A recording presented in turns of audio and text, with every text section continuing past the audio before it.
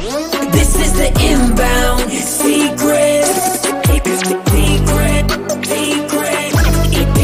My name is Bryce, and I'm your host for The Inbound Secret, where we're talking with top performers and health experts and sales badasses alike about their strategies to optimize their well-being and performance. Once again, this is The Inbound Secret, and let's get rocking and rolling. This is the inbound. This is the inbound. This is the inbound. The inbound. This is the inbound secret.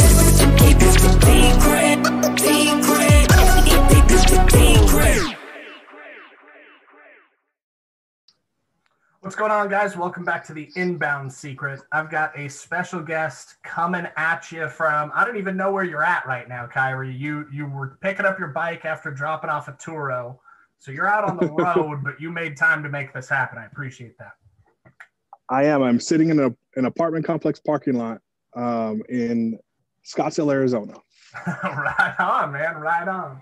Well, so before we get started, I'm an avid motorcycle fan myself. I've got 3 bikes. We were talking about it here right before we started recording. So tell everybody about your journey. Like, first introduce yourself, obviously, so people know who you are. And then I want to hear a little bit about this bike before we start talking about your story and the impact you're making, the $76 million that you have made for your clients with your agency and all the other stuff you've got going on. Yeah. Well, first, I appreciate being on, man. This would be fun. So again, Kyree Oliver. I am 26 years old. I'm from Northern California. Been living in Arizona for about 5 years now. I run a marketing agency, kind of a solo marketing agency. I kind of handle everything myself. Like you said, we've done about $76 million total for my clients over the last 5 years. And then I do men's, like, mixed between life coaching, masculinity coaching / business coaching. I've been doing that for about 2 or 3 years now. Awesome. So it's an Indian, right? That's the bike you're riding right now? Yes, an Indian Chief Dark Horse, 2019. So you're 26. You're now doing marketing. You were a Division I football player. You're a men's coach. You're a marketing agency owner.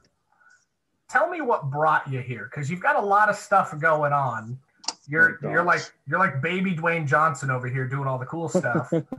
So where did this all come from? Was this something that, like, baby Kyree Oliver was sitting there and was like, I'm gonna buy a badass motorcycle, I'm gonna run a badass marketing agency, and I'm gonna help men be the best version of themselves? Or did this kind of just evolve from something else? Yeah, I think it's we'll call it a natural progression. I thought I was going to be a professional athlete. When I was younger, I thought I was going to be a basketball player. Then I thought I was going to be a football player. I got close to doing it. And then as I was kind of moving away from football, I found personal development, public speaking. That was around 2014. And got into that space. I started working with Brendan Burchard, big in the motivational speaking space, expert space for, like, speakers, authors, and coaches. I was like a volunteer with all of his live events that he runs in California. And then it kind of introduced me to online marketing. So I started learning that it was something you could offer, something you could do.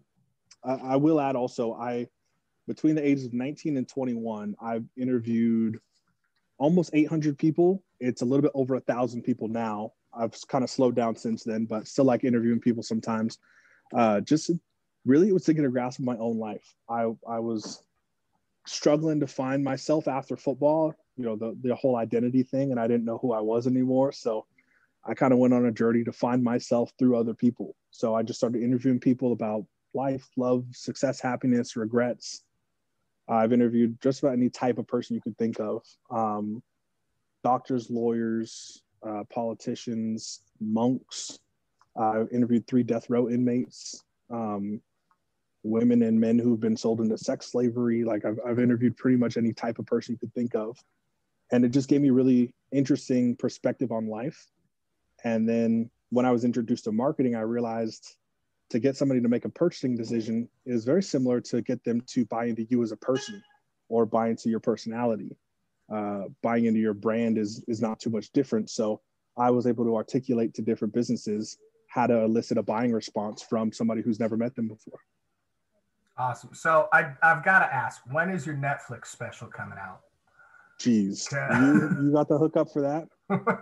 I mean, maybe we got a vast network here over at the Inbound Secret and Virtually Limitless. So we may have to talk after the show and find out. But like, I'm only 28, turning 29 myself, and I've got kind of a similar story. Didn't really know what I was doing after high school and college. Yeah.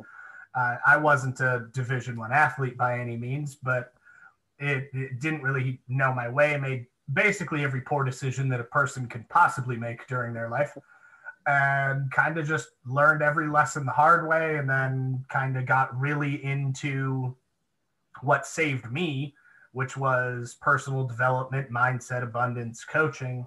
Got really into that, led that into me starting Funnel Driven, which is the parent company to the Inbound Secret, where it's a full service digital marketing agency. We specialize in intent-based, affinity-backed, neuroscience-enhanced, omnipresent ecosystems, lead generation, sales scaling, and client acquisition are our three main goals. And we've done, I haven't actually pulled a record, but we've helped like 1,800 total clients, like 300 done for you clients. We've made a international network. We're in 3 countries now. Our average conversion for an ROA is like a minimum of 4 to 5 times, as high as 167. The biggest quick return we've had for a client was we turned like $300 into like 40 grand in a weekend. And so it's a very similar story. So I love hearing the fact that you were like, hey, I figured out that I could do this to help people and do this to help people because it helped me. And that's where like the impact driven entrepreneur comes. And that's why we wanted to invite you on the show. So thank you again for being here. Now, talking about that, you thought you were going to be a pro athlete, like your whole life, your childhood dream, it sounds like, right? Yeah. And then you did what most people fail to do, including pro athletes. You pivoted. Yes.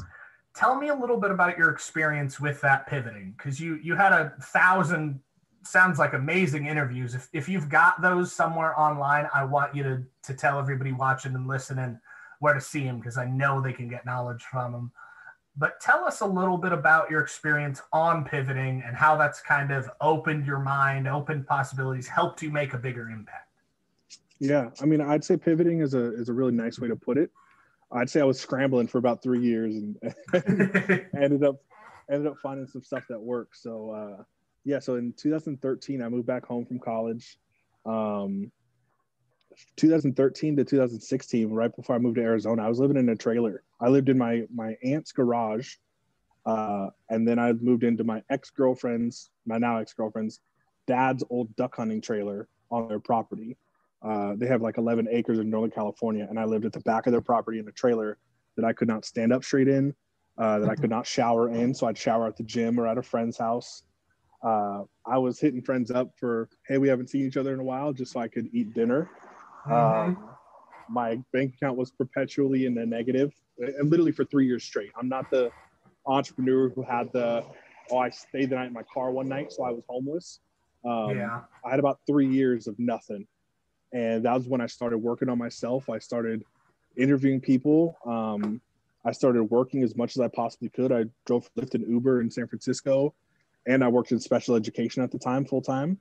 I would practice about 3 hours a week. I would literally sit in my trailer and stare at myself in the mirror and just address whatever came up. I really, really faced myself. And in that, I grew probably 20 years in about 3 years. And I think that's what's really it's let me hold my success together. I don't think it's what led me to my success, but it's what allowed me to, unlike a lot of people around our ages, I was able to grab it and hold on to it because I had the solid foundation. So, little hiccups didn't kind of pull me out from under my feet. Yeah, that's perfect. I mean, it's beautifully said too. It's one of those things that, like, I'll just call a spade what a spade is here. It's the hardest thing I think I've ever had to do was self-reflection to solve my own problems, right? Any of us. Like when you go back and you look at it and you're sitting there and you're talking about like what opportunity lies, and you have to realize to some degree that like you could have been the toxic person. Like it's a big kick in the balls. Yeah. But Yeah. you're right. It was one of the most empowering and impactful things I've ever done in my life. It's what led me to get the tattoo that's right here on my arm. That's become our mission statement, which is you were made to thrive, not just survive. It all stemmed from that type of like nitty gritty, get down, fix your own shit attitude. It's pretty rare that you come by that these days, to be quite frank. I'm not sure why. I don't know what's gotten into everybody's mind, but that's a good segue into the next thing that you do. Not only are you running a marketing agency solo, which is a task in and of its own. I can tell you that firsthand. There's no way I'd be able to do what I do solo. Yes. Do I have the skills to do it? Yeah, I just don't have the mental capacity to do it, to be quite frank. I think what's funny is I think the exact opposite. I don't have the mental capacity to have a team and manage everybody and deal with a whole bunch of different personalities. So I feel like you have the hard job and I have the easy one. It's funny when you converse on that, right? So your next avenue is coaching. You do men's coaching specifically. You're looking to make sure that they have the best opportunities, they're the best version of themselves, they're handling their own. Tell me a little bit about your experience with that, how that's gone from just entering the public speaking space to what it is today. Yeah. Again, it feels like a natural progression. I'm sure it wasn't. I'm sure more went into it than I recognized for myself. But it feels like I grew really fast. I grew as a person really fast. And it was just because of some really hardcore self-reflection. I mean, literally for an hour at a time, you sit there and you stare at yourself and you don't have any distractions. You don't have anything to pull your attention away. It's literally face it, and that's what you're doing at the time. So I think I just went through a very arduous process so that I could ease the process for other people. So I actually started off like couples coaching when I was 19. I had like 3 clients. They were paying me like $150 a month. And it was like, I had 2 couples and then 1 married couple. And I just didn't tell them how old I was. I was helping them solve their problems. They're in their mid 30s. I assume they thought that I was early 30s. And you're 19 at the time, right? I was 19. I just never told them how old I was. So I realized that very early on, I chose to not allow my age to be a hindrance to my success. And so I started hanging out with people older than me. Most of my friends were in their 40s and 50s. And I just kind of soaked up everything I could. I started hanging out with 3 guys who are all hedge fund managers. They all live in San Diego, and they're all in their 70s. And listen to crotchety, old, successful dudes talking about themselves. Again, I just learned a whole lot about the human experience really fast. So I wanted to reach out and help other people. I think a lot of it stemmed from not having my own masculine role model as a kid. I didn't have my dad in the house, so it was something that I thirsted for, and I had to go piece it together. I had to go piece it together from my friends' dads, my uncles, my grandfather, my great-grandfather, coaches, teachers. So instead of having the one consolidated source that says, here's what it looks like to be a man or an adult in the world, I had to pick and choose what I wanted to gain from each person I interacted with. And I realized at the end of the day, I had turned a perceived weakness into an actual superpower, where most people do have that one source of their dad in the home to tell them what it looks like. But it also comes with your father's biases. It also comes with his shortcomings. It also comes with his limited view of thinking sometimes. And because I pieced together different pieces from different men, I was able to say, well, I like this guy, how this guy handles finances, but not necessarily how he handles his relationships. So I'm only going to take the finance piece from that guy. I like how this guy handles his marriage, but not necessarily how he treats his kids. I'm only going to take the marriage piece and not the child rearing piece. So I kind of got to have a bespoke version of masculinity as I pieced it together for what worked for me. And now I just help other guys do the same. Well, I think that's a unique, I think the term superpower that you use is kind of perfect for that, because you're absolutely right. Like in my own life, I've always had my father around, and I love the man dearly, but he does have a different way of thinking on certain things than I do. and he has a different way to do things than I do, and he had different experiences than what I've had. So there's never that like congruency that could go through that, because each person's different and each experience is different. Every single time that something occurs, it may have a different outcome or thought process or response, right? So being able to pick and choose, while it wasn't necessarily ideal, I would say it's definitely been impactful. Yeah, and it also taught me to go out and find and search and be resourceful. And I think that's the number one. I think that's the number one positive attribute of an entrepreneur. Sorry, somebody was driving by asking if they can get on my motorcycle. I had to mouth, hell no, get away from me. That's the only appropriate answer. So I think it taught me resourcefulness. At the end of the day, it taught me how to be resourceful, and that is translated a million times over into my entrepreneurship experience. Well, I think that's an important lesson for a lot of the people that are going to be listening to this. You said it a little different than I would say it, but it's the same concept. What is one of the biggest, most admirable traits for an entrepreneur? Well, we're problem solvers. We're typically the person that jumps feet first before even knowing if there's water down there, because we know we can solve it on the way down. Yep. Right. So, it's that we tick differently, right? You see these people all the time, and like a really common thing that's going on in 2020, and I feel for everybody that's experiencing this, is how do we save money, right? Because the economy is crazy.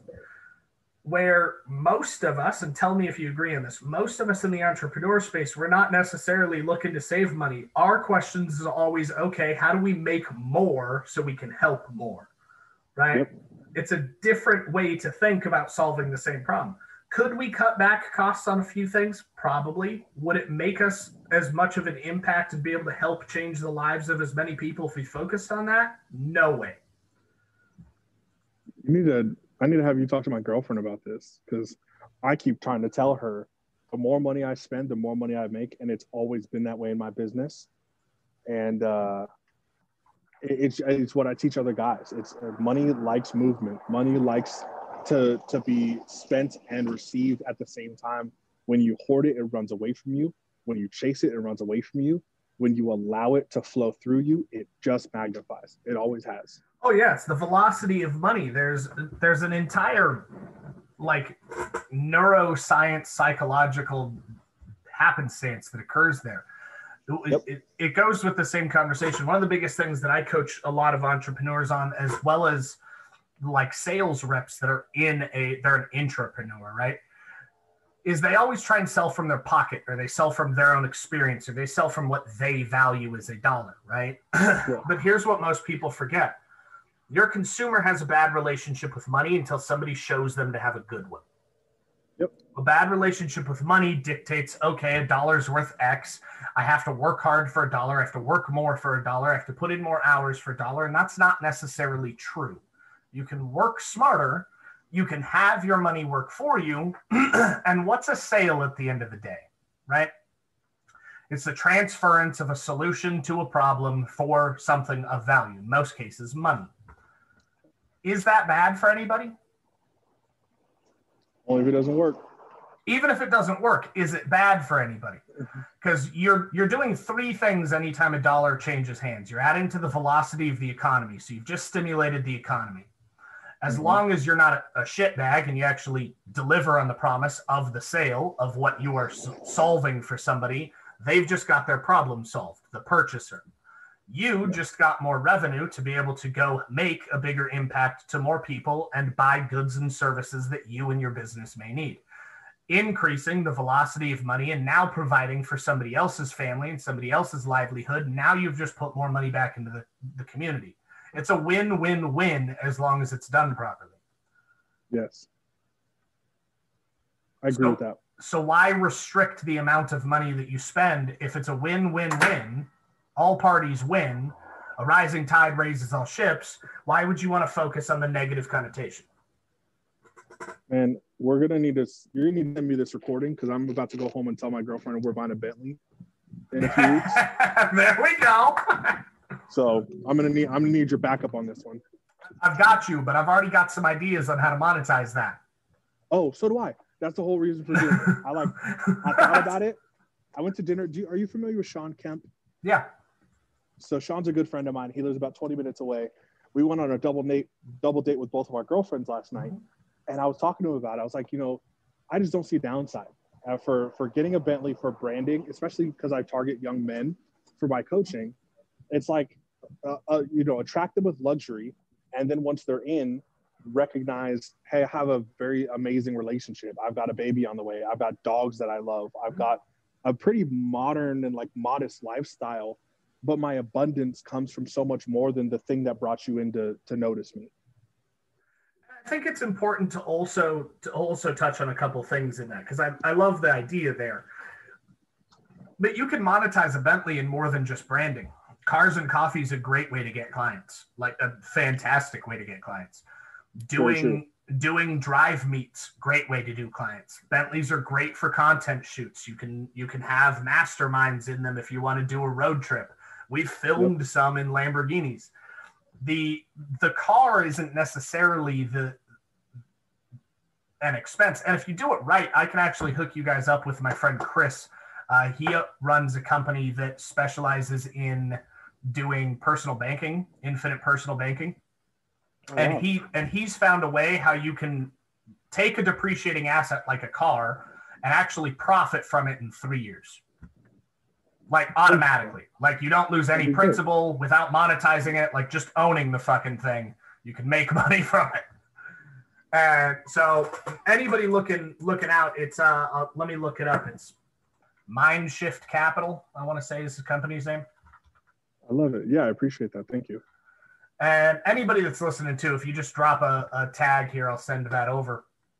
But the second thing that's important here is success is different for everybody, right? Like everybody likes a Bentley. Bentley's probably my favorite luxury brand. That or Rolls, but it depends on the Rolls. I like the Ghost. I'm not a big fan of the Phantom, so it's it's one of those things. I'm a BMW guy by heart, so I've had like 9 of them. And before I get sidetracked, I'll talk cars, guns all day long, and bikes. Cars, guns, and bikes. If it shoots something or has an engine, I'm all about it. We might need to do another podcast, though. I think we might. Let me wrap up my thought, though. So cool. Success looks different for everybody else, right? So your definition of success may be different than mine. And playing into the hand of your client, the beneficiary of your coaching, of your marketing, to their definition of success is really paramount into being at the best service. I mean, you've got to operate with integrity, morals, and ethics at all times, but what's the best way for you to do that? Transparency in how you deliver. It's not about if you want your client to get a Bentley. If they're a Bentley fan, all day long, but what if they hate Bentleys? Yeah.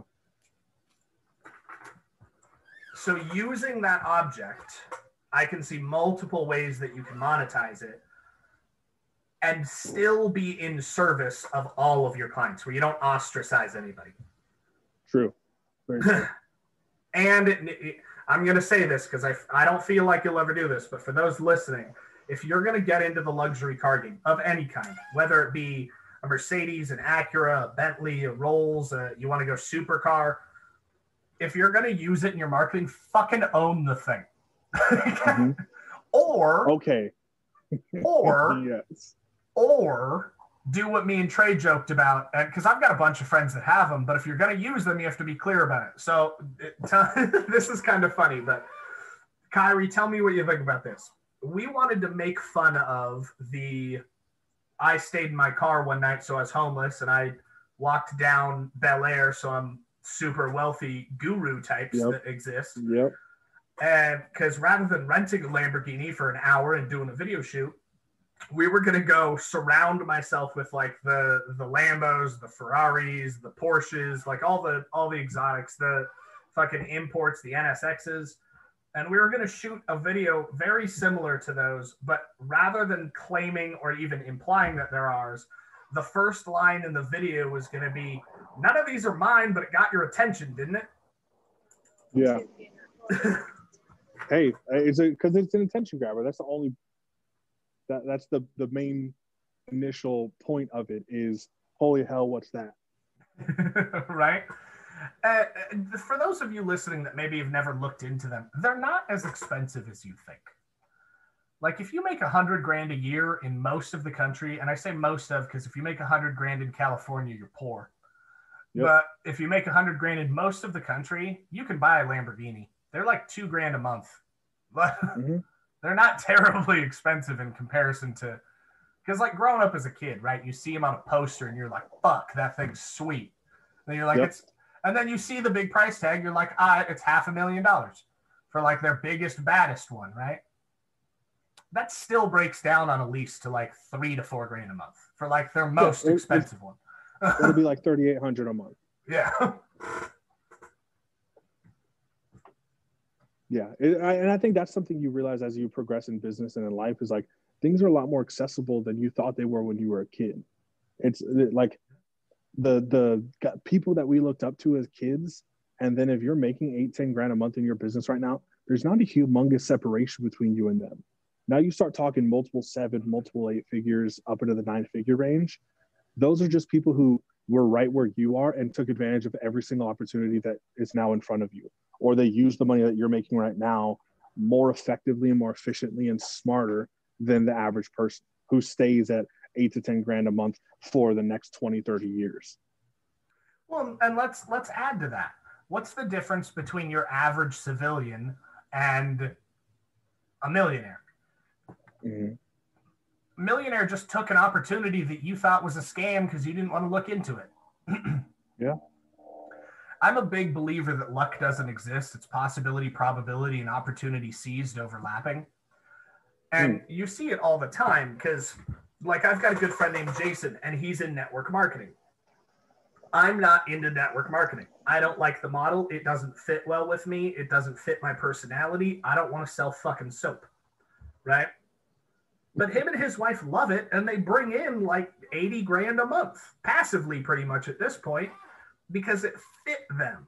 It wasn't that it was a scam. It wasn't that it wasn't an opportunity. It's that they saw it as what it was and decided to give it a try. Yep. That's all it is. You can be successful with network marketing. You can be successful with digital virtual businesses. You can be successful with an old school deli. You just have to take that opportunity and seize it. So there's 2 examples I use with this. Both of them happen to live in Australia. One of my old consulting clients taught older women how to build birdhouses. She made courses on how to build different birdhouses. She has a multiple 8-figure business now. Just teaching old women how to build birdhouses. The second one had her own bakery. And in the course of us working together and her hiring mentors and things like that, she opened up 12 bakeries. And then she just hired her friends to run her bakeries. And then she started teaching people how to open up their own bakeries. And I believe she's responsible for about 7, almost 800 bakeries being opened around the world using her model of doing it. And she's also a multiple 8-figure earner at this point. Yeah. Passively. Yeah. Well, think about it. Like Salesforce.com. Everybody knows that CRM, right? Mm-hmm. The dude that started with barely 2 nickels to rub together. And I forget his actual story, but he worked for another software firm, didn't like how things were going, started his own. Salesforce.com is like the second largest CRM, I think, in America. Yep. And another one, Stripe, right? Stripe payment processing. That started in 2008. Like it started during our last recession, and they're freaking massive. Yeah, we didn't hear about it, mainstream until 2015 or 16? Yeah. No? Yeah, there's a lot of those. What about one of my most amazing friends and personal mentor, Ron Lynch, started off in grocery retail and is now responsible for over, $4 billion in products sold in ShamWow, OxyClean, all Billy those. Mays. He was one of the people behind Billy Mays. That's done awesome. Over $4 billion in sales from a grocery retail clerk. Yeah. Well, think about it. Like Gary Vaynerchuk, right? He's a household name these days. He was pretty underground for like the last decade, up until a couple of years ago. He just 2015. He just ran his family's wine store and figured out that, hey, if I modernize this thing, we can sell more wine. And now he's a coach, a consultant, a public speaker. Now he owns multiple franchises of his company. He owns the winery. He owns Wine to Text now. He started a book club. Like, it's been what, 20 years? There's also another lesson in that. In some of the greatest ideas ever, they're not crazy complex. I think people isolate themselves or paralyze themselves in business by believing that everything has to be super complex. The best solutions are simple. It's just you thought about it a different way than conventionally thought of, like it's been conventionally thought of. But it's not an incredibly complex system to figure out a solution to something. It's almost always more of a straight line than you'd give it credit for. Oh, yeah. I mean, it's one of my favorite quotes of all time is life is simple. It's us that complicates things. Hell yeah. Because we think in order to be successful, it has to be hard. That's like the embedded 9 to 5, even within us entrepreneurs. But hard doesn't mean it's not simple. No. There's a difference between easy and simple. Something can be simple and not be easy. For instance, being successful as an entrepreneur, is it easy? No, it's a fuck ton of work. Is it simple? Pretty much. You need like 2 computer programs and a cell phone this day. Like,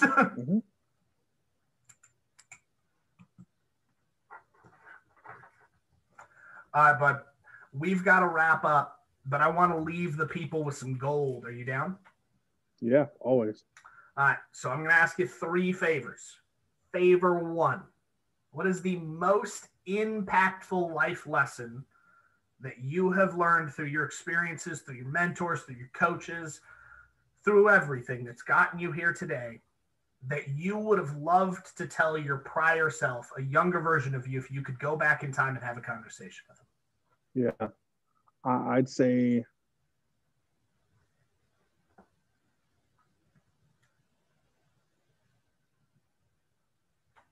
the number one asset is, like we talked about at the beginning of the call, it's learning yourself, learning every single piece and aspect of yourself, what you love, what you hate, what you wish you could get rid of, what you wish you had done better. Start appreciating and learning as much as you can about yourself, because it teaches you about the world.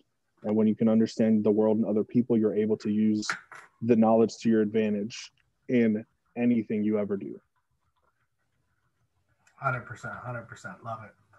So, favor 2. I know you've got some juice for these people listening. Is there a program, a coaching website, an offer, a book, a website? Do you just want them to like hit you up everywhere? What is the one thing that you want to let these people know that you can help them with? Yeah, well, eventually there will be all of the above. As far as right now, I'm not taking on marketing clients. I am taking on students, but the spots will probably be pretty filled in the next week or so. So by the time this comes out, it probably won't be an offer anymore. So I'd say the number one thing would be my entrepreneur coaching. It would be my, how do we figure out life, ourselves, our businesses, our relationships, holistically, and how do we turn into the person that deserves the life that we're looking for? Awesome. And last but not least, there's gonna be people that want to reach out to you, connect with you, follow you, make friends with you, maybe go riding with you if they're in your area. Where can the people find you, my man? Yeah, easiest way to probably be Instagram. That's just at Kyree, Kyree on Instagram. Or maybe my personal Facebook. I think the link is facebook.com/KyreeOliver1994. If you add me from there, shoot me a message as well, or else I just won't be able to look at your friend request. But I'd say probably the easiest way is Instagram, just at Kyree, Kyree. Right on. All right, everybody. Make sure that you go hit up Kyree Oliver, the man, the legend, the former Division I football player, $76 million earned for his clients at his private marketing firm, men's coach, and as he said here, upcoming best-selling author and program originator. Kyree, thank you for being on here, my man. Hallelujah. Thank you again, man. Absolutely. This is the Inbound Secret. My name is Bryce, and I'm your host for The Inbound Secret, where we're talking with top performers and health experts and sales badasses alike about their strategies to optimize their well-being and performance. Once again, this is The Inbound Secret, and let's get rocking and rolling. This is the Inbound. This is the Inbound. This is the Inbound. This is the Inbound Secret.